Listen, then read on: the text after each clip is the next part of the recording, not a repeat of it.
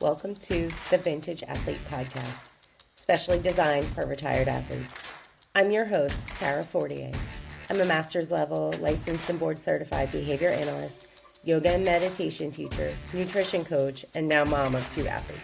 But most importantly, I'm just like you, a retired athlete doing life after sports. Whether it's trying new things that you might be bad at, learning how to feed and exercise your post-sport body without kicking your own butt, or figuring out how to fill that giant hole in your life that used to be filled with practices, coaches, teammates, and the adrenaline rush of your sport, I'm going to drop some unconventional knowledge and strategies on you and do it from a place of love and acceptance. We'll tackle solutions from a unique perspective rooted in mindfulness and acceptance and commitment therapy. If you're a retired athlete looking to create a fulfilling and empowered life beyond your sport, this show is for you. This is the Vintage Athlete Podcast, your game plan for life after sports. So lace up for your next adventure and we'll transition, redefine, and evolve together.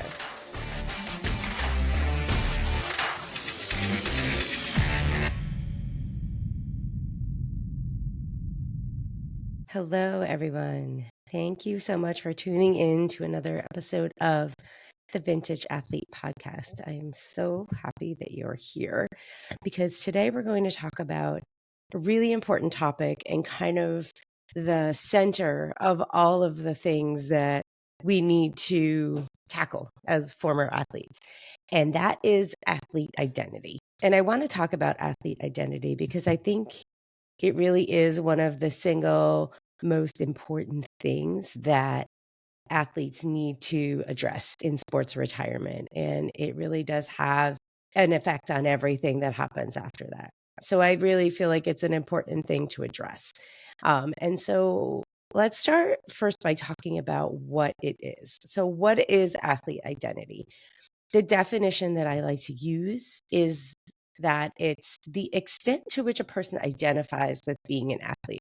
So it refers to the psychological attachment that people form with their athletic abilities, achievements, and their involvement in sports. So many athletes still cling to that athlete identity after they retire from sport, which is understandable, right? There's so many reasons why you would want to hold on to that. There's those feelings of accomplishment and success that you were able to have as an athlete, the recognition of other people based on those accomplishments.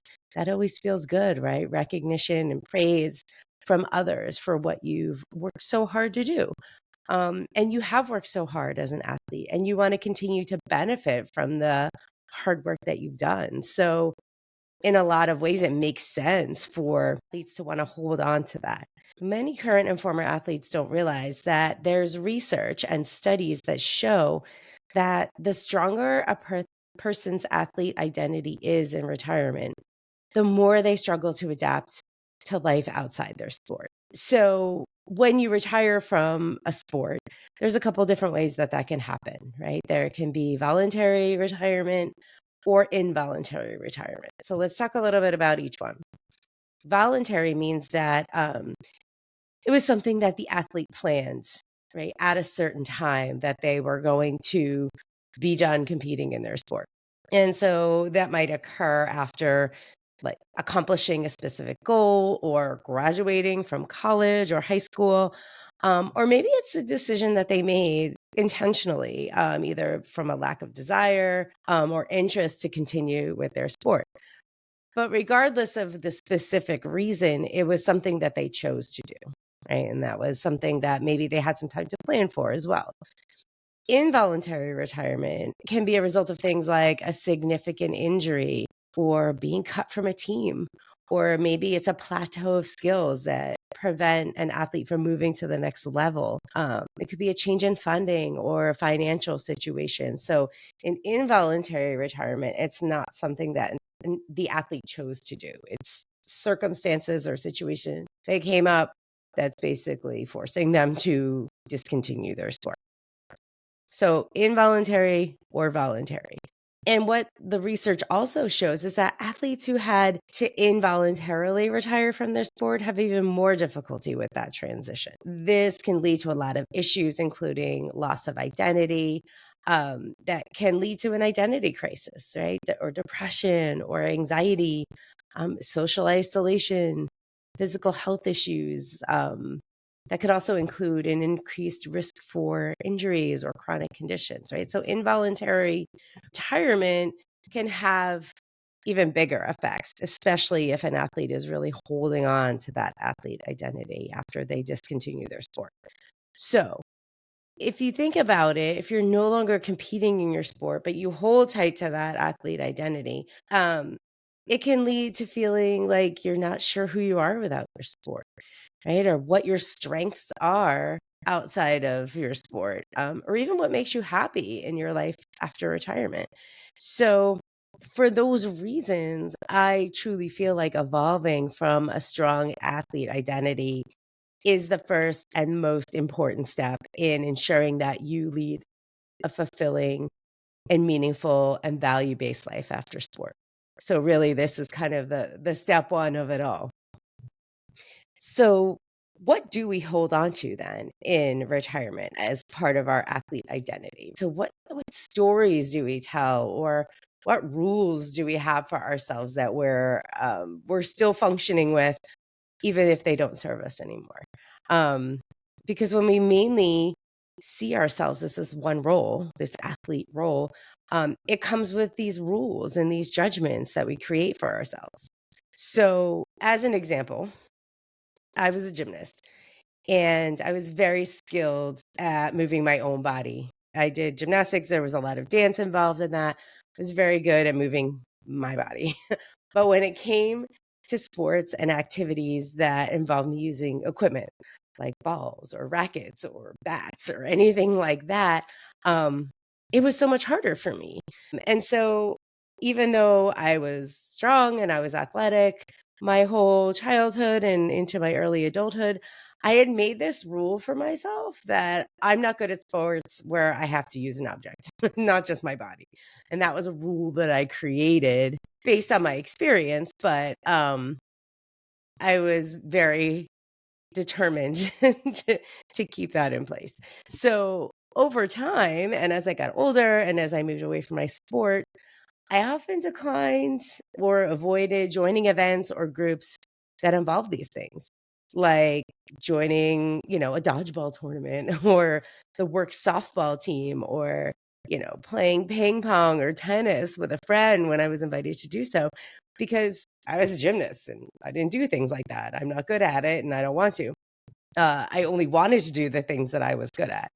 And so as a result, I often missed out on social opportunities or maybe some professional connections that I could have made, or maybe just some friendships or even just some fun, because I wasn't willing to extend myself to other activities because of that rule I had made. And had I been more open to doing physical activities that I didn't have as much experience with, and be willing to learn new things without needing to be really good at them right away, I would have had some more enriching experiences. And so I do feel like because of that rigid rule I held on to, I missed out on some things that may have benefited me.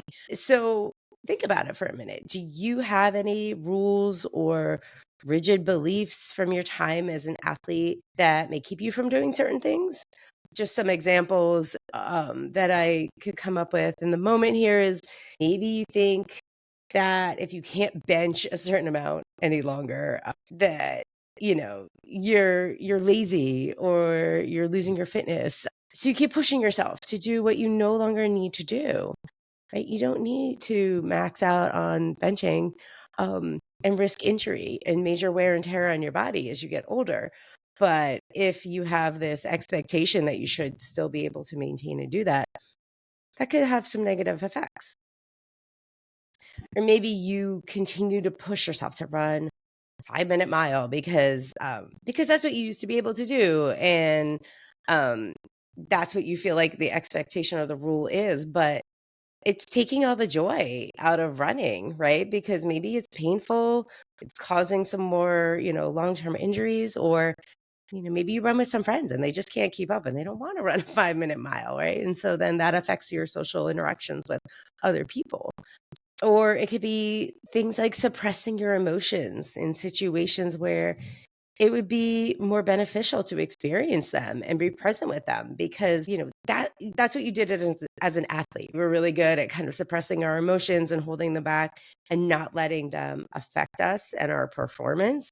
And so if we continue to hold on to, that piece of that athlete identity that, I don't show emotion, I don't let it affect me, I just keep pushing, pushing, pushing, then that might have some negative effects on you. It's as you move into the next chapter of your life, maybe it's important for you to be able to experience those emotions and sit with them and think about what they are telling you, right? Why they're occurring.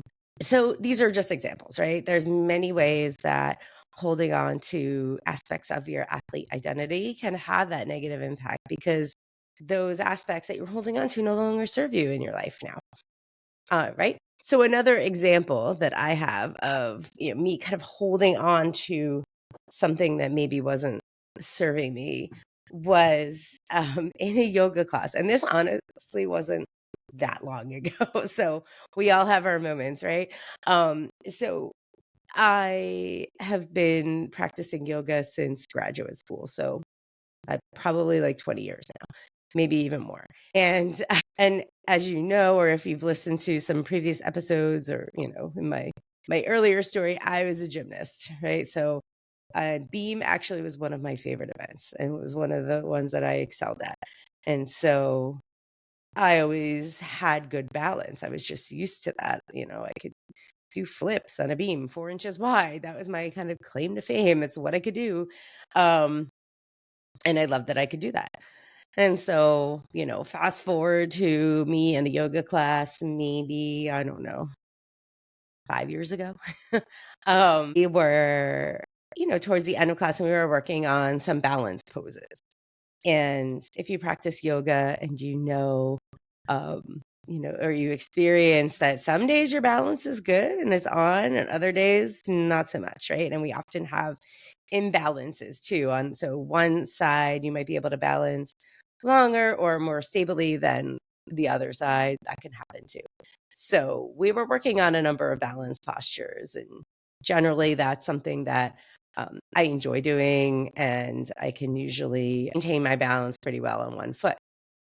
And for whatever reason, that day, I was not doing very well with that. So I really, really struggled with whatever balance posture it was. I don't even remember what it was. And the yoga teacher who I've been, practicing in his classes a very long time, he could tell that I was starting to get frustrated, that I was, struggling with this one particular thing. I think he could just see it on my face and in my body language. And so, he looked at me, he's like, "Tara, what's wrong?"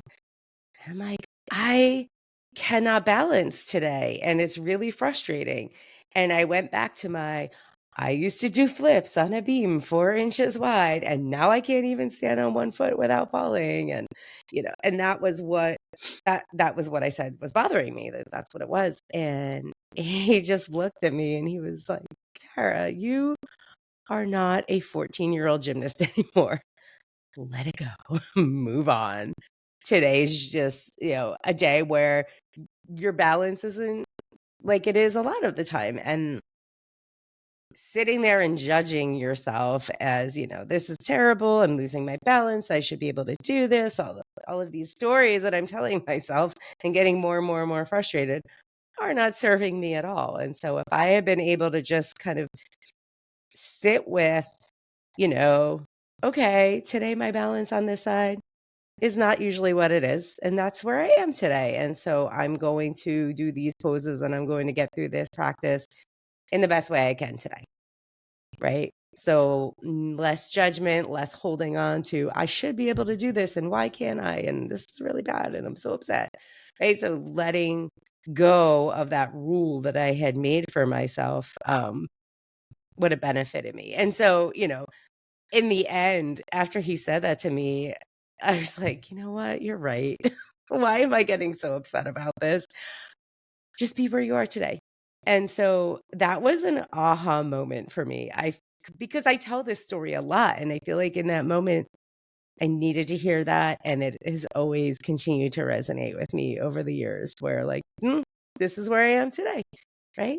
I don't need to hold myself up to a standard of when I was a completely different person. I had completely different strengths. I had completely different mindset, right? Why am I holding myself to those standards of my athlete days when that is not at all where I am right now in this moment?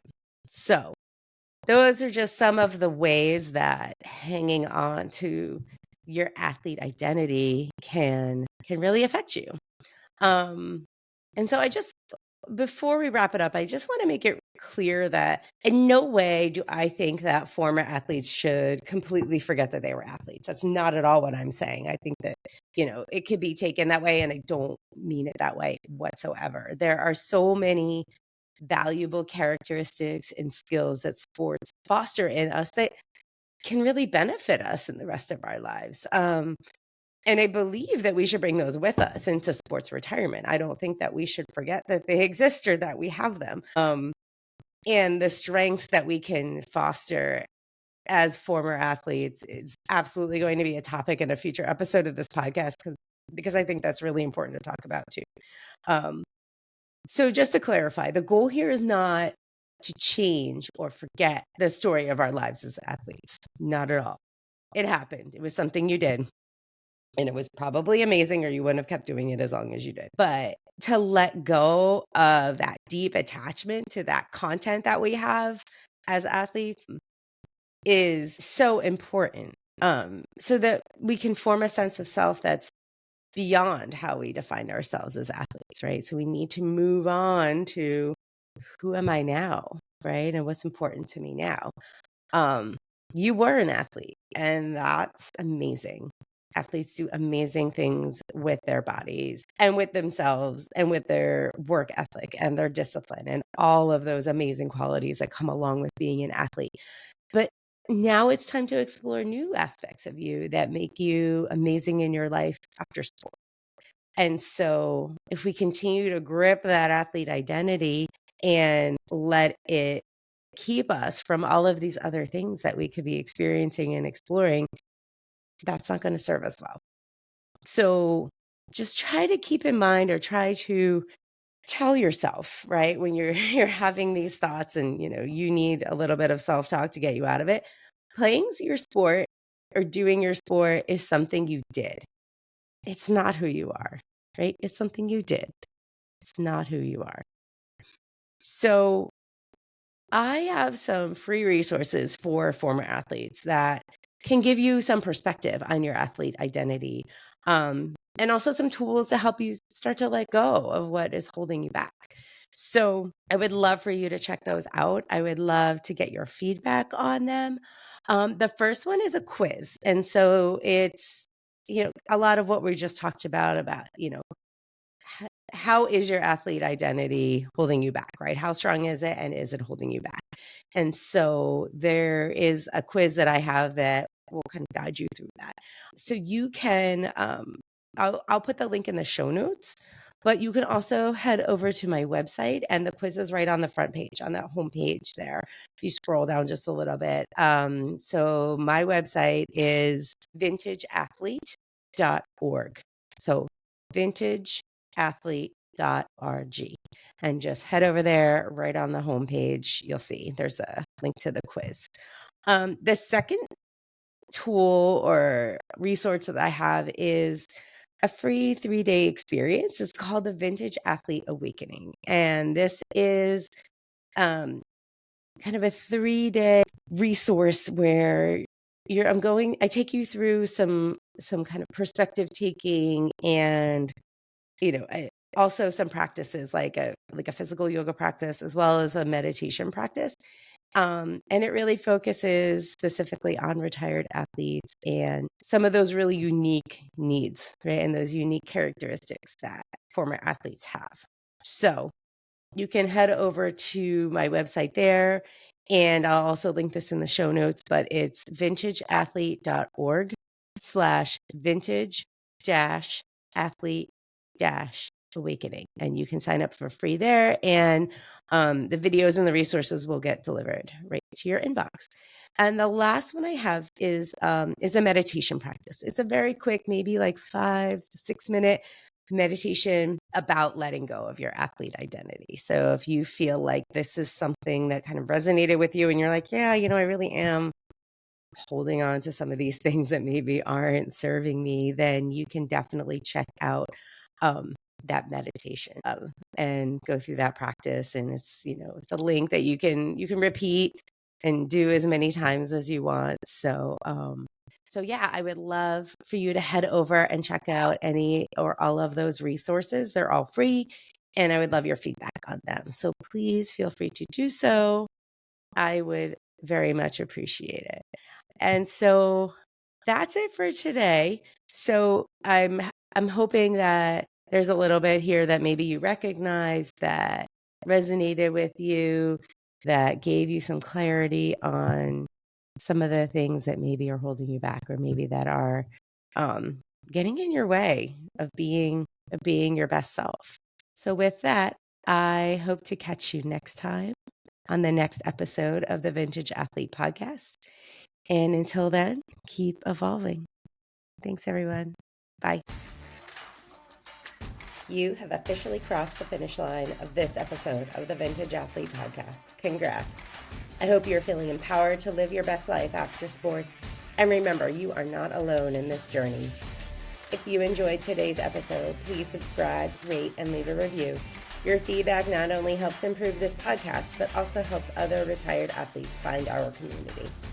Stay connected with me on Instagram at vintage.athlete for daily tips, inspiring stories, and to share your own experiences. I'd love to hear from you.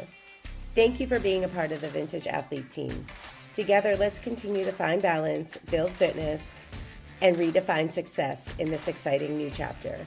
I'm Tara Fortier, and I can't wait to connect with you again next time. Until then, keep evolving and keep creating your legacy beyond the game. Take care, and see you next time on the Vintage Athlete Podcast.